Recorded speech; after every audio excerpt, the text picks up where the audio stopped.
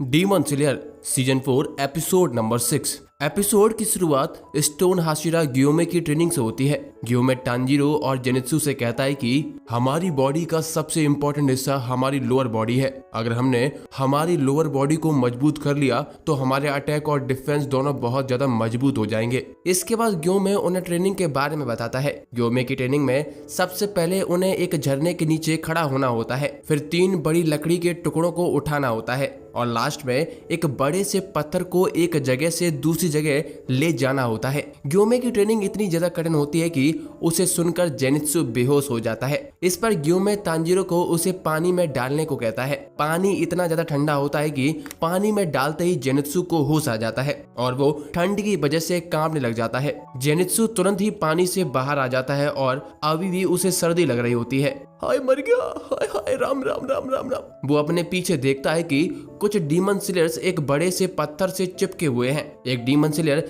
Zenitsu से कहता है, ओए पत्थर गर्म है, तुम इससे आकर चिपक जाओ। ये सुनते ही जेनित्सु बिजली की रफ्तार के साथ जाता है और पत्थर से चिपक जाता है। पत्थर पानी के मुकाबले गर्म होता है, जिससे जेनित्सु को थोड़ी राहत मिलती है। वो सोचता है, ये तो मुझे एकदम मेरी माँ की याद दिला रहा है, जब मेरी माँ मुझे हक करती थी। इसके बाद तांजीरो खुद हिम्मत करके पानी में जाता है। उसे वहाँ पर झरने के नीचे इनोस्के दिखाई देता है। इनोस्के झरने के नीचे खड़ा होकर एक मंत्र पढ़ रहा होता है, जिससे वो फोकस कर सके। लेवल सबके निकलेंगे, लेवल सबके निकलेंगे, लेवल सबके निकलेंगे। इनोस्को को देखकर तांजीरो को हिम्मत आ जाती है, पर तभी इनोस्के मंत्र पढ़ना बंद कर देता है। ये देखकर तांजीरो थोड़ा डर जाता है और सोचता है कि कहीं इनोस्के को कुछ हो तो नहीं गया। इसके बाद तांजीरो बिना देर किए हुए इनोस्के को पानी से बाहर निकाल लेता है और उसे होश में लाने की कोशिश करने लगता है। थोड़ी ही देर में इनोस्के को होश आ जाता है। आगे तांजीरो भी झरने के नीचे खड़ा हो जाता है। तांजीरो के साथ एक और डीमन स्लेयर जिसका नाम मुराटा होता है, वो भी पानी में खड़ा होता है।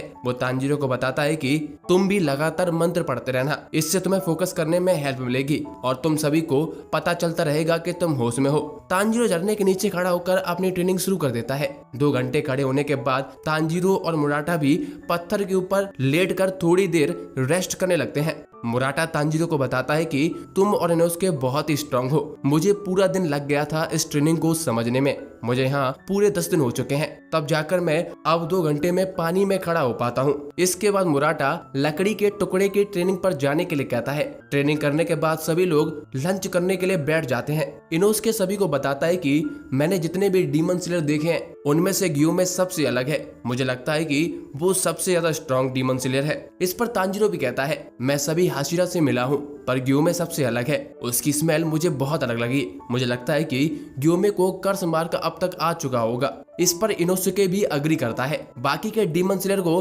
तांजीरो और इनोस्को की बात बिल्कुल भी समझ नहीं आ रही होती कि आखिर ये लोग किस मार्क की बात कर रहे होते हैं, इसीलिए वो लोग बस मछली को खाते हुए एंजॉय कर रहे हैं। तांजीरो की बात से जेनित्सु अग्री नहीं करता और कहता है, मुझे नहीं लगता ग्योमे खुद इतना बड़ा पत्थर उठा सकता है, वो बस हम लोगों को टॉर्चर करके मजे ले रहा है। इस पर तांजीरो कहता है, ऐसा नहीं है बेटे, मैंने तो सुना है कि वो तो इससे भी बड़ा पत्थर उठा सकता है। जेनित्सु तांजीरो से कहता है, तुम तो बड़ी ही जल्दी दूसरों की बातों पर विश्वास कर लेते हो। हम बैकग्राउंड में देखते हैं कि ग्योमे एक बहुत ही बड़ा पत्थर एक जगह से दूसरी जगह ले जा रहा होता है। यह देखकर जेनित्सु और बाकी के डीमन स्लेयर्स के होश ही उड़ जाते हैं। तांजीरो जेनित्सु से पूछता है कि क्या मैं भी ग्योमे जितना स्ट्रांग बन सकता हूँ। इस पर जेनित्सु तुरंत ही तांजीरो को मना कर देता है और उसे मारते हुए कहता है, क्या तुम पागल हो गए हो? ग्योमे एकदम ही एब नॉर्मल है। कौन सा लड़का एक भालू जैसे दिखता है? ये तो खली का भी बाप है। दूसरी तरफ जेनित्सु अपना खाना खत्म करके लकड़ी के टुकड़े उठाने वाली ट्रेनिंग के लिए निकल जाता है। ये देखकर जेनित्सु कहता है, आखिर तुम लोग इतने पॉजिटिव कैसे हो सकते हो? मेरे लिए यहाँ पर कोई जगह नहीं है। आगे जेनित्सु और तांजीरो दोनों झरने के नीचे ट्रेनिंग चालू कर देते हैं। ट्रेनिंग के बीच में अचानक से जेनित्सु डूबने लगता है। तांजीरो जेनित्सु को बड़ी मुश्किल से बचा पाता है। इसके बाद दोनों फिर से ट्रेनिंग चालू करते हैं। पूरे दिन ट्रेनिंग करने के बाद उनकी ट्रेनिंग खत्म हो जाती है। अगले दिन लकड़ी के टुकड़े उठाने की ट्रेनिंग होती है। तांजीरो वो ट्रेनिंग ट्रेनिंग भी उसी दिन पूरी कर लेता है। इसके बाद रात हो जाती है। हम देखते हैं कि गिटार बजाने वाली डीमन पूरे गांव पर नजर रखे होती है। उसका नाम नाकी में होता है। वो मूजान को बताती है कि मैंने 60% डीमन सीडर्स की लोकेशन का पता लगा लिया है, पर मुझे अभी तक नेज़ुको के बारे में पता नहीं चला। मूजान नाकीमे की तारीफ करते हुए कहता है, मैंने इतना नहीं सोचा था तुम इतना अच्छा काम करोगी। हमें पता चलता है कि नाकीमे मूजान के इन्फिनिटी कैसल में ही बैठी होती है, पर उसकी आंखें पूरे विलेज में इधर उधर घूमकर डीमन सीडर्स के बारे में पता कर रही होती हैं। मूजान कहता है कि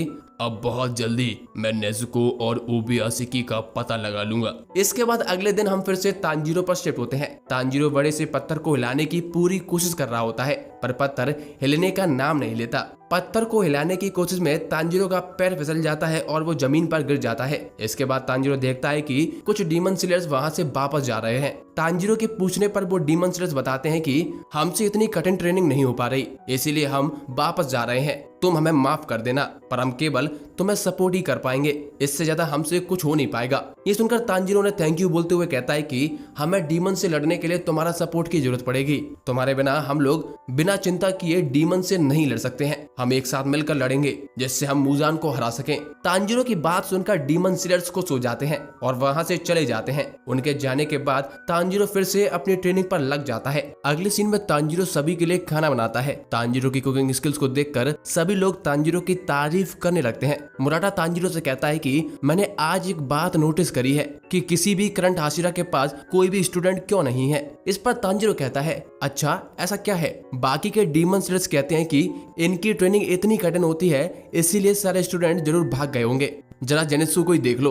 ग्योमे और खुद के बीच में पावर डिफरेंस का सोचकर इसका पूरा कॉन्फिडेंस टूट चुका है। हाशिरा इतनी कठिन ट्रेनिंग करते हैं कि जैसे ये तो बच्चों का खेल है। ये बात करते करते सभी लोग फिर से तांजीरो के खाने की तारीफ करने लगते हैं। इस पर तांजीरो भी कहता है कि आखिर मेरे पिता कोयले का काम करते थे, इसीलिए मुझे कुक करना बहुत अच्छे से आता है। तांजीरो सभी को राइस बॉल पका कर खिलाता है और लोग भी बड़े ही मजे के साथ खाने को एंजॉय करते हैं। सभी को खाना एंजॉय करते हुए देखकर तांजीरो को अपने घर की याद आ जाती है। खाना खाने के बाद तांजीरो फिर से ट्रेनिंग में लग जाता है। तांजीरो को पत्थर हिलाने की ट्रेनिंग करते हुए पूरे 6 दिन हो चुके होते हैं, पर तांजीरो अभी तक इसमें कामयाब नहीं होता है। तांजीरो सोचता है, मेरे पास बिल्कुल भी समय नहीं है, पर आखिर मैं क्या करूं? क्या मेरी मसल स्ट्रांग नहीं है या फिर मुझे कोई दूसरी ब्रीदिंग टेक्निक सीखनी होगी? तांजीरो ये सब सोच ही रहा होता है, तभी वहां पर गेन्या आ जाता है। गेन्या तांजीरो से कहता है कि मुझे लगता है कि तुम्हारा मार्क और भी ज्यादा डार्क हो गया है। तांजीरो गेन्या को देखकर उससे पूछता है, क्या तुम अब ठीक हो? इस पर गेन्या कहता है, ग्योमे ने मुझे सानेमे से दूर रहने के लिए कहा है, मुझे माफ कर दो, मेरी वजह से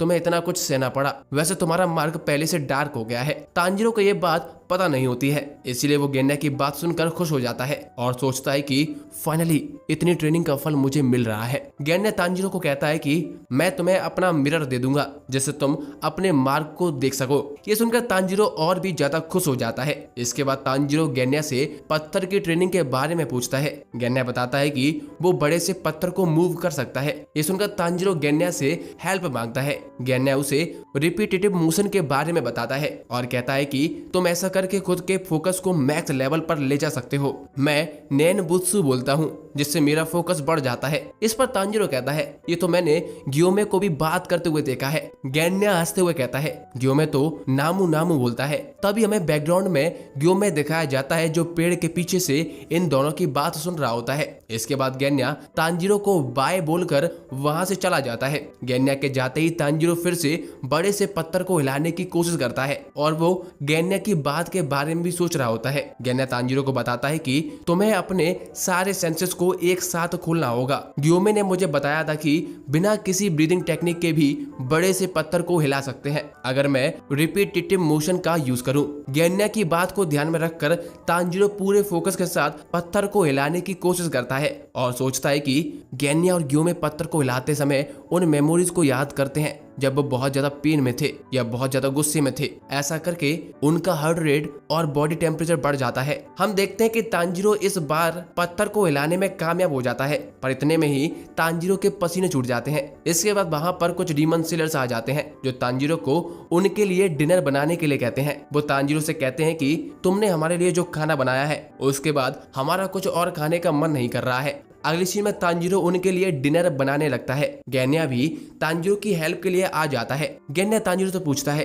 क्या तुम रिपीटेटिव मोशन को यूज कर पाए। इस पर तांजीरो कहता है इतनी जल्दी यूज कर पाना थोड़ा मुश्किल ही है। इस पर गेन्या कहता है तुम्हारा मार्ग डार्क हो रहा है, इसका मतलब तुम स्ट्रांग हो गए हो, तो तुम्हें पत्थर हिला देना चाहिए था। तांजीरो कहता है तुम्हारे और ग्योमे के पास कोई कर्स मार्क नहीं है, पर तुम तो उसके बाद भी पत्थर को एक जगह से दूसरी जगह ले जा सकते हो। गेन्या तांजीरो से पूछता है कि किस बात को सोचकर तुम बहुत ज्यादा गुस्से में आ जाते हो। इस पर तांजीरो कुछ सोचने लगता है और उदास हो जाता है। गेन्या तांजीरो से माफी मांगता है और कहता है कि जरूर ये कुछ बहुत बुरा होगा। डिनर करने के बाद तांजीरो फिर से पत्थर को हिलाने की कोशिश करने लगता है। तांजीरो सोचता है कि रिपीटेटिव मोशन का यूज करके हम कभी भी अपने फोकस को मैक्स लेवल तक ले जा सकते हैं। मेरे लिए रिपीटेटिव मोशन मेरी फैमिली को याद करना है। इसके अलावा जो रैन गोकू ने कहा था कि अपने अंदर की आग को जला कर रखो, इन दोनों को सोचकर तांजीरो पत्थर पर पूरी ताकत लगाता है। हम देखते हैं कि तांजीरो का कर्स मार्क अचानक से जलने लगता है और तांजीरो पत्थर को मूव करने में सफल हो जाता है।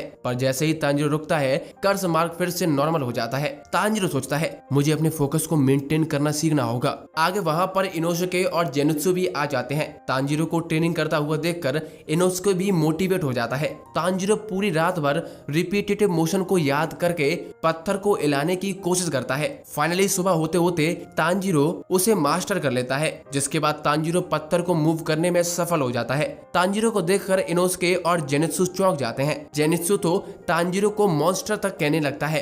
एपिसोड के एंड में हम मुजान पर शिफ्ट होते हैं। मुजान कहता है आखिर ओवियास्की करना क्या चाहता है, आखिर ओवियास्की दिखता कैसा है। और इसी के साथ ये एपिसोड खत्म हो जाता है। दोस्तों बताइए आपको एपिसोड कैसा लगा और हमारा एक्सप्लेनेशन आपको कैसा लगा, कमेंट जरूर करिए भाई, अच्छा लगता है।